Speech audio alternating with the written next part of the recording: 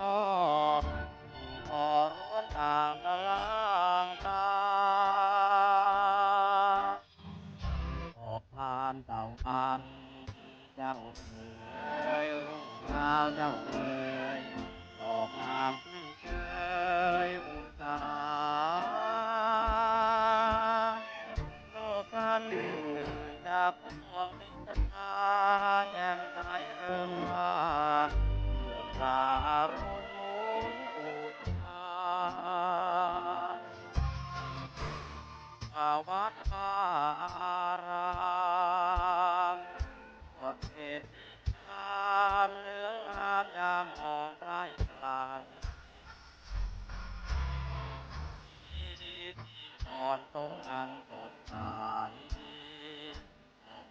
ตัดไทยให้คนบาปตามเธอคุณจะรู้แล้วทั่วแฟนเลิศแล้วอันไม่แล้วเพื่อนเอ๋ยตื่นมาเสียจากกิเลสเอ๋ยมืดมิดเหลือเอ๋ยออกมาชมเชยแสงแห่งวัดอาราม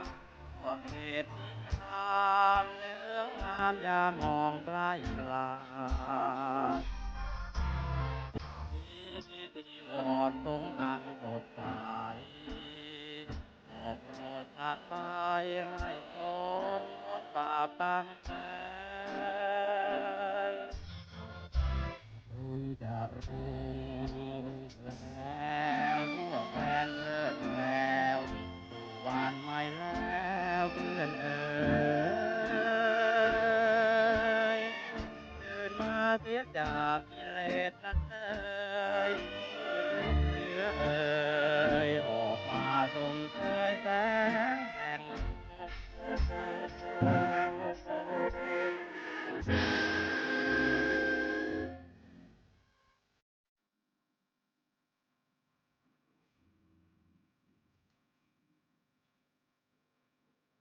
เจริญพรท่านสาธุชนทั้งหลาย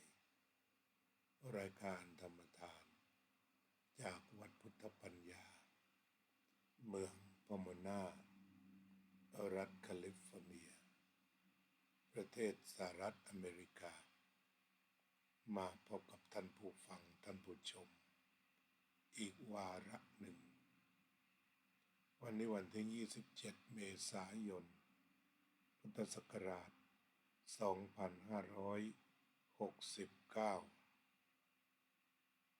รายการธรรมทานจากวัดพุทธปัญญามีความพยายามในอันที่จะนำเอาหลักธรรมคำสอนของพระพุทธเจ้ามาตอบโจทย์ที่ทางสังคมตั้งปัญหาขึ้น